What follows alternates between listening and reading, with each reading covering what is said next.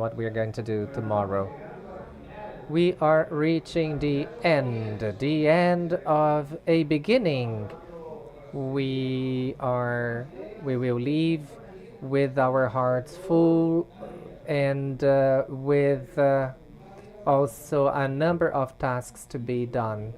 And as Father Anderson was saying, the visit to the Christ, the Redeemer, we want to make sure that everyone understands what's going to happen. No one will be able to access the Christ, the Redeemer, if not in the vans that we are going to use. There is no way you can go up there in another vehicle. We were able to get a special visit at the time we are going. So we hope that all of you wish to go and you need to take the vans. We are going to allow you 15 extra minutes to dream. So we will meet at 6:15 at the meeting point. 6:15, and the vans are going to leave from the Ibis Copacabana Hotel at 6:15 a.m. And other vans are going to leave from PUC Rio, from here, the gates of the university, at 6:15 a.m. So please raise your hand, those who are going to leave from PUC, from here, from this region.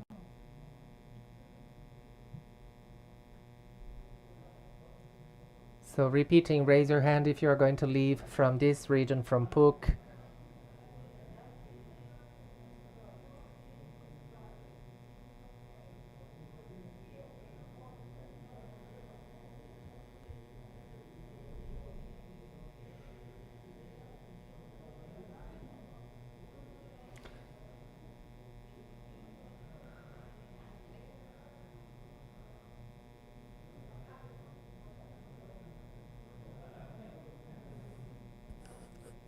She's speaking off mic.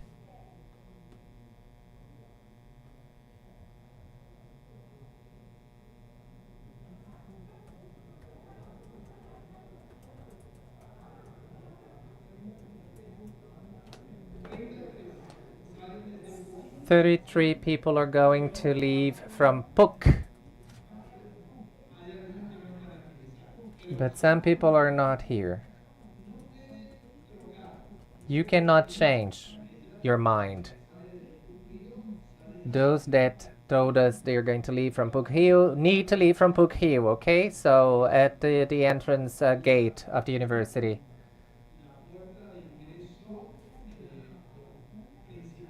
The main entrance, close to the Kennedy statue.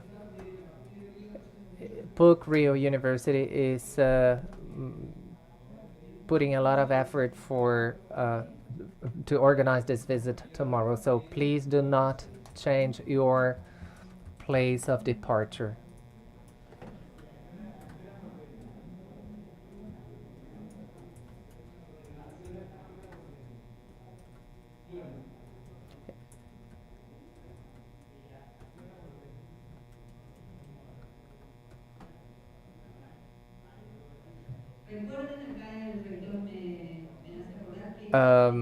The president just told me that, reminded me that after visiting the Christ, we have an invitation for lunch at this place.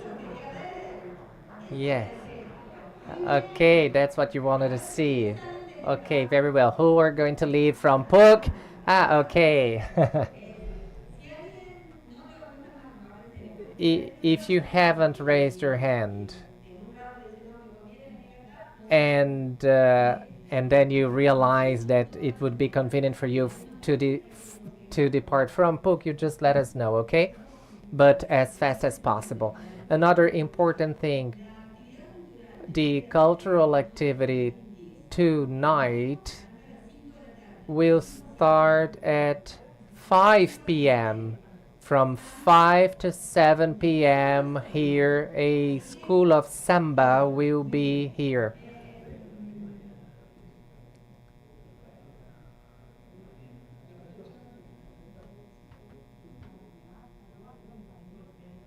The camp days. Okay, we are going to play a video of something that was very present those days. The presence of youth, something that was mentioned very much here, the role of young people and the need for them to be important players within Rook, and also that they make part of this bridge we're building from here to the COP.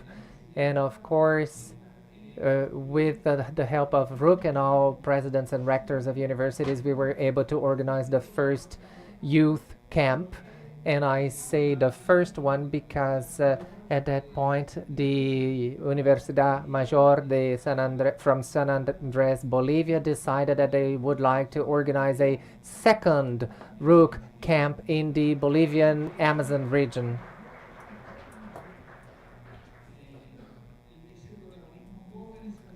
And this protagonism of young people and this need, well, it's important in Latin America. We realized that their inclusion is needed to comply with the criteria of an integral ecology as we were proposing. So the video.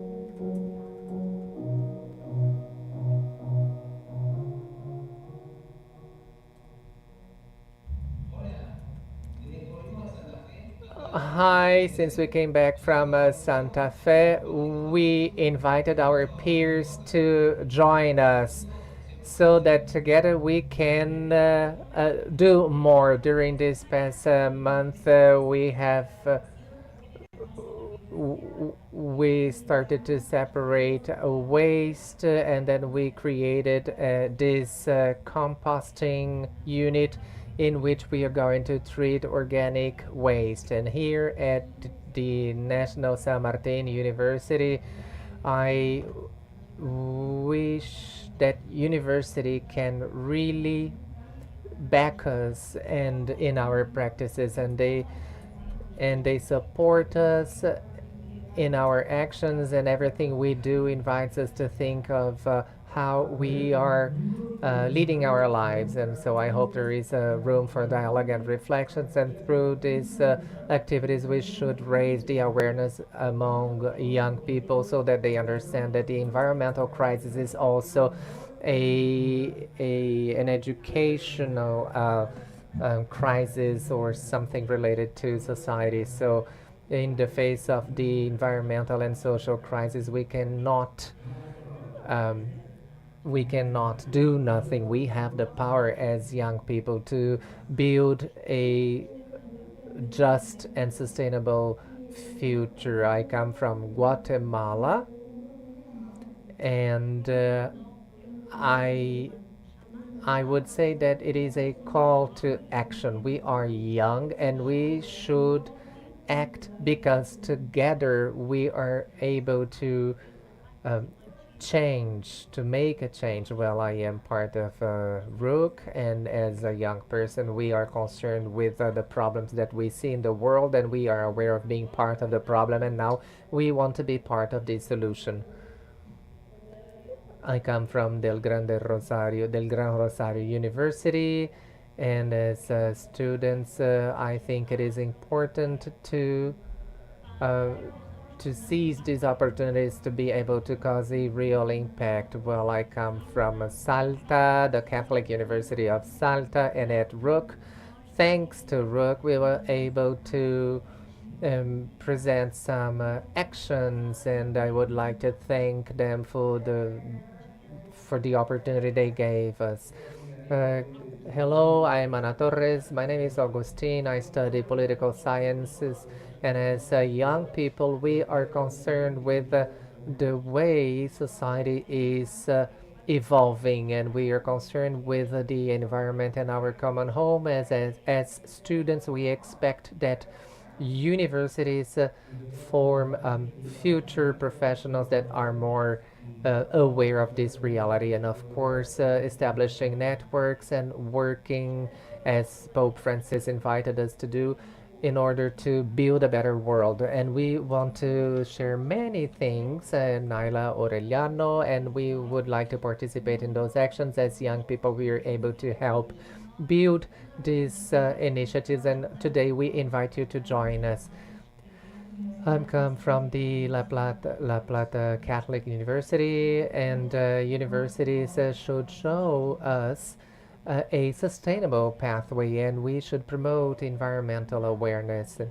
Taking care of the environment is something that we do with responsibility, and leaving this message to all education institutions. And so it is from this university that we are able to say that taking care of our common home is something all of us should do. And that's why we invite you to be part of this movement. Rook has enabled us to develop new relationships, and we hope it will continue like that. Universities allowing us to move forward. I I am from the Catholic University of Las Misiones, and I work for our common home. We want to promote a more a full social environmental awareness, and we believe in a world that is sustainable, just, and on which everyone has access to dignified life. So it is very important to meet others with the same intentions we have as university students. So here we have also a free chair. I'm from Rosario University, and we have learned a lot from this meeting. And I hope we are able to contribute to change and transforming those spaces in more just and spaces with more solidarity, in which we take care of the environment. We should take care of the places that we at which we are now, and it is important to cause this change. Thank you very much.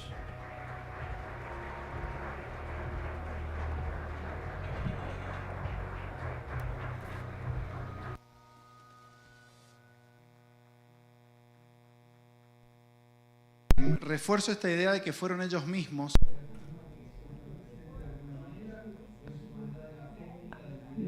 That we wanted to be present somehow, so that's why we played the video. It was a request that we listen to, that we watch the video. So I would like to salute everybody who were in charge of the camp, and Francisco de Luca, and people from Chincones also. And so we would like to encourage you to continue on this journey.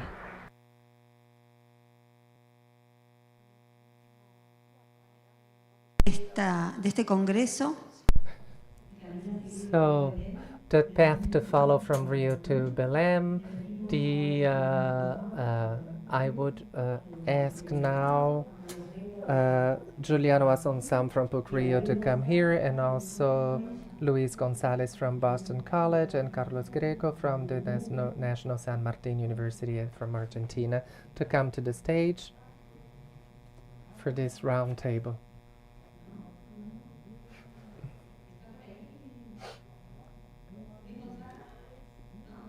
Is Luis Gonzalez in the room?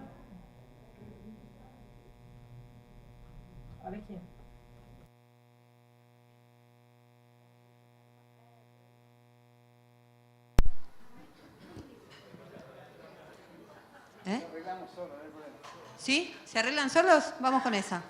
Porque no vamos a obligar a alguno. ¿Arrancás, Carlos? ¿Qué tal? Buenas tardes a todos y a todas. Bueno, estamos llegando al final. Y hoy en el almuerzo me decían del sueño y demás, una provocación. Ahora vamos a hacer literal y general. Basta de sueño por la siesta y vamos a la acción. De eso se trata. La temática que nos plantean a nosotros es continuidad de lo que ya se habló a la mañana, que tiene que ver con el planteo, la posibilidad, la propuesta de producir una solución a las deudas soberanas en relación a las deudas ecológicas.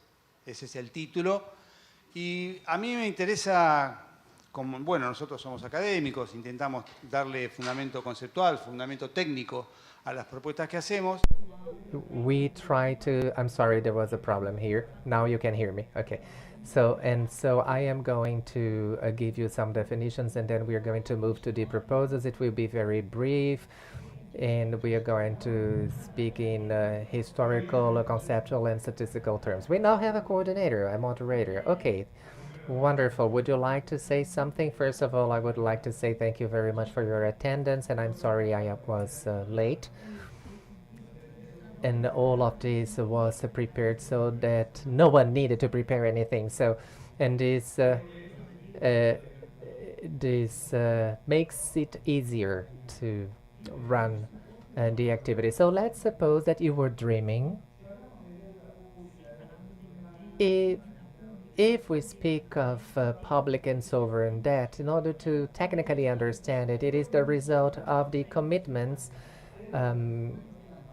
of the past, but the debts that are consolidated, the liabilities that are formed from these commitments, they are translated into bonuses and other elements, but within those amounts, well, there is an obligation of a periodic payment and amortization of the debt, and also always including some interest rate, and this generates macroeconomic conditions that in some way limit the possibility of a development of countries, because those sovereign debts, they have an impact, they impact developing countries. And this is the first point. The second point has to do with the environmental and psychological debts, which are passive debts, and they are the result of the extraction and use of natural resources by developed countries, because those are resources supplied by developing countries, and we would call it a stock. And those debts, they generate other conditions, which are the conditions of flow. What is the relation between those debts, the sovereign financial debts, and the ecological debts? Because ecological debts, they are not easy to be defined.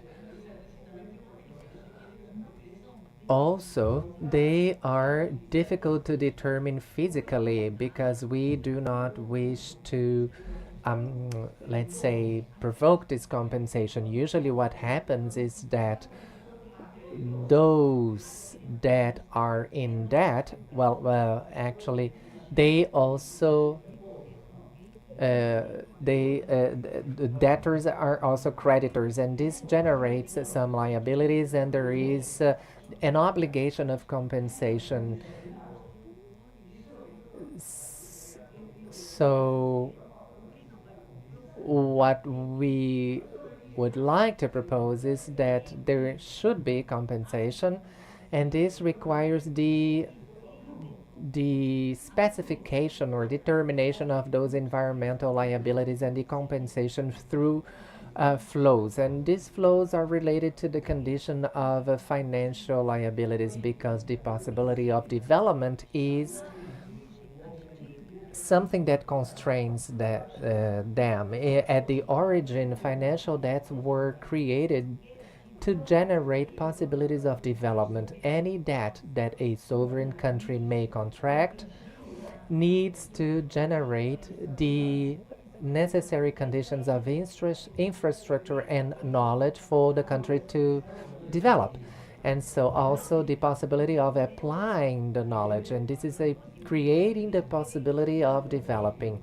So the possibility that an economic growth may bring conditions of equality and equity to the population of this sovereign country. And of course, many times parts of this investment they transform into value the wealth of people, and all of this system or circuit it doesn't seem to work like that. And so there are two topics to be addressed: the legitimacy of the debt. Why do we say sovereign debt? Because if a country contracted a debt, indebted itself, that's because the at at that time the conditions were not for a specific purpose, and the environmental liability hinders the possibility of development since the countries are deployed of their resources and they end up not having the necessary infrastructure. So it is a vicious cycle, and what we need is enough awareness to transform this vicious cycle in a virtuous cycle. And so we need to find solutions, and the solution for us would be, well, based on some elements, and I am going to add two more elements here. Who can show us the size of the problem, the percentages that represent the volume of debt over GDP, which is the economic indicator in many countries in Latin America and in the Caribbean? This rate has increased to become something above 50%. So, and a sovereign debt, well, a country to pay its entire debt would need to sacrifice the GDP of an entire year. And this is impossible because the country needs to continue operational. People need to continue living their lives. And also there is the interest rates. And the interest rates or interest should be of around 3 to 4% more or less. But this is not necessarily what is most important.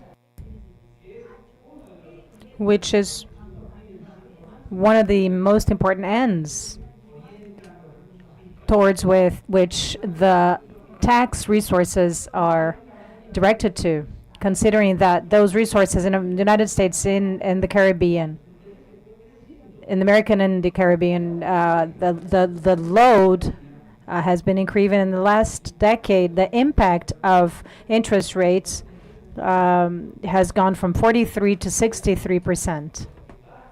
So this means that you have to decrease the investment because the interest rates go up. So there is this relationship between public debt and investment is exactly the opposite.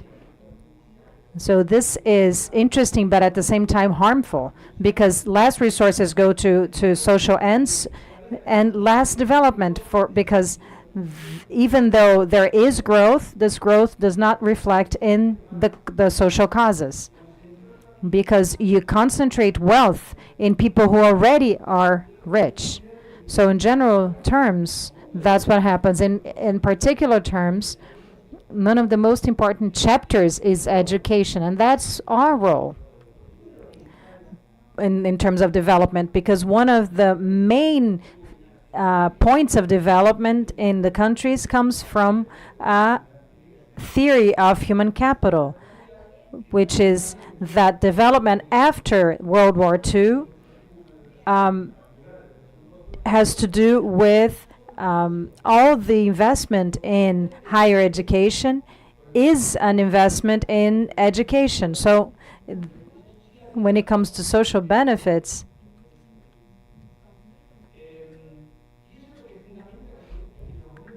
this is basically what leads them to keep the countries to keep investing. So the point is, the proposal, the conclusion is the following. This collective that we represent, the main engine of that we generate this human capital, not only in education, but also creation of knowledge, basic and applied knowledge. So we want the remission of this debt in the country so that we can assess this investment in a higher education, because this is what will bring about the development conditions that will allow for this remission. So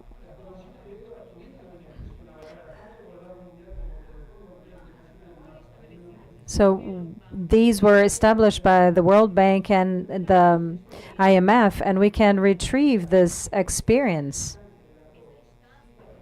This instance of COP30, along with the Vatican, along with the networks, we can build a specific proposal to reduce profits during a specific period of time, to show that using fiscal resources or tax resources, instead of allocating them to income or to profit, that they be allocated to sovereign technology development or educational development, social development. One thing that has been mentioned in the morning was that technology development should also consider to be managed and by universities and not outside of universities, because otherwise this will answer to economic interests and not common good.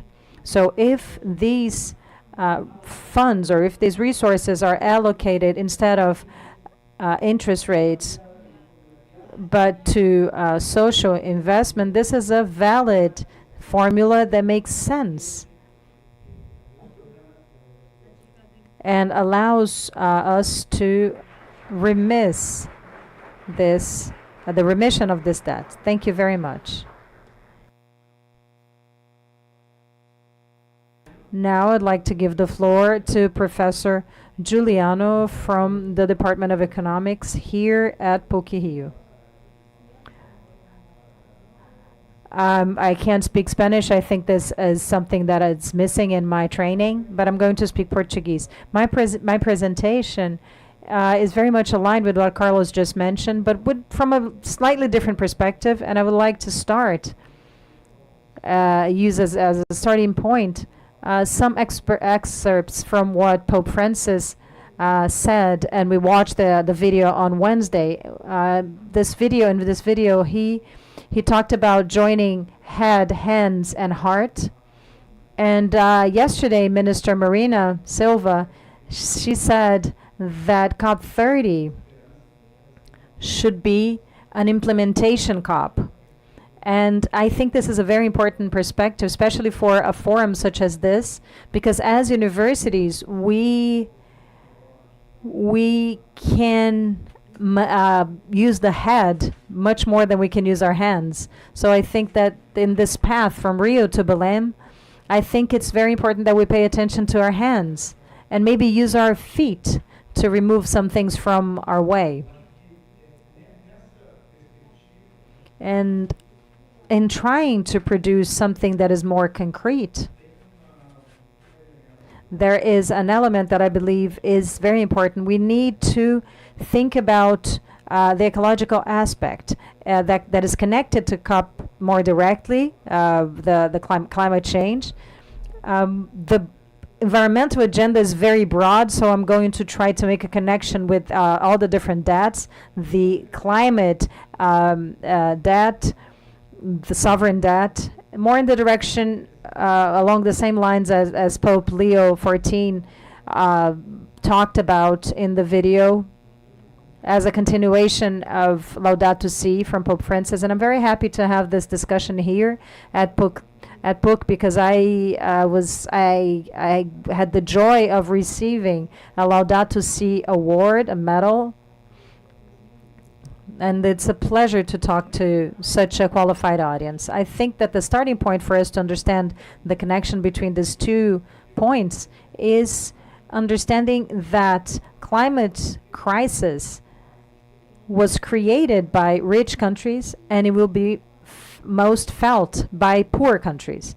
This is a fact. This is not a speculation. This is a fact. And this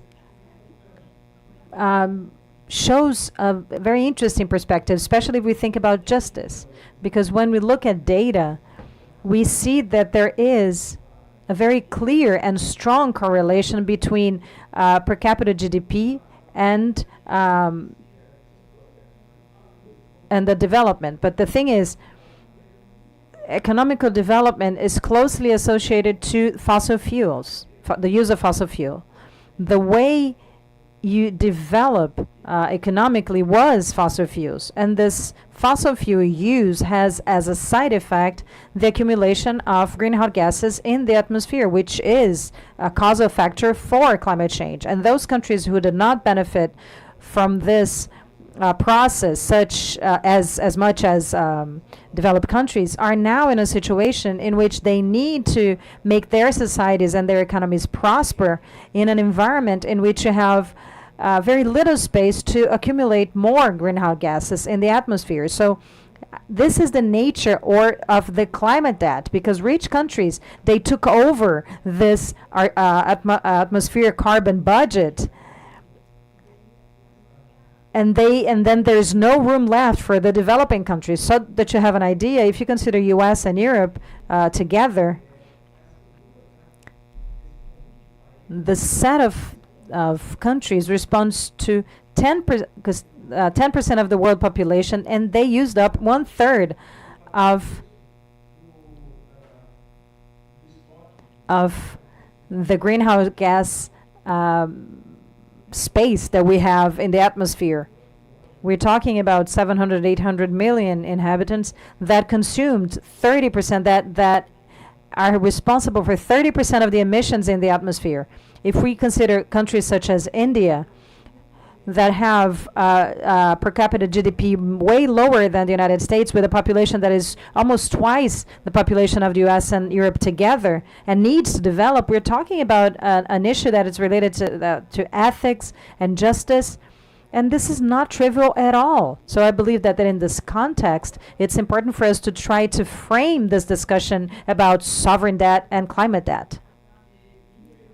Unfortunately, there is no indication that we will be able to contain climate change. We will not be able to contain it at 1.5 degrees, and we very likely won't be able to contain 2 degrees.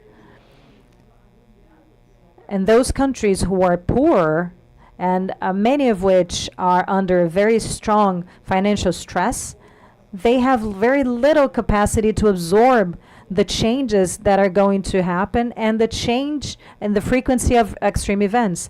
And what happens is that there is no hope for countries who have a high debt. So when we think about this idea of hope and debt, for indebted countries, there is no hope. So one proposal that we're trying to develop in the group I'm part of, the president of COP30, Ambassador André Corrêa do Lago, built an ad hoc group of economists from many different countries to try to work on some proposals to be presented as action plan. And one of the proposals that's been developed in this group by Professor Harrison Holmes at the University of Columbia is a program to renegotiate public debt for indebted countries. And in this renegotiation process, what these countries would have to do is invest in adaptation. So we would be releasing resources for these countries to prepare themselves to live in a world with a different climate. So I think this is a very concrete proposal and is very much aligned to what Pope Leo XIV offered us in his message. And I think this is very much aligned with what we see in terms of risk management and economic theory. So I would like to call your attention to renegotiation, because I believe this has to be an interactive process, because many of these countries are indebted because of different reasons. And oftentimes these countries are captured by political groups. So it's important for you to make sure that these resources are going to be used in the right way. And I would like to bring back to your minds the idea that Minister Marina talked about yesterday. She said that there is no forgiveness without punishment. So this process of renegotiation of public debt for indebted countries, in which what they need to do, the counterpart, the payment would be investment in adaptation so that their populations will not be exposed to climate change. I think this establishes the basis for a very concrete dialogue. So thank you very much. Thank you very much to both of you. Thank you, Professor Juliano and Professor Carlos. We're going to move on to the next activity. Thank you to all.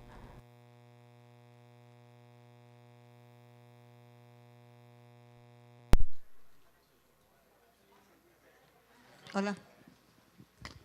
Bueno, entonces arranca el plenario. Okay, so now we're going to have the plenary session of the working group. So we'd like to invite the representatives of each one of the groups. Please come forward. Our volunteers who are helping us with the chairs, we need 8 small chairs, please. Well, or big, it doesn't really matter. We're friends, all of us. So it doesn't matter what kind of chair we're going to use.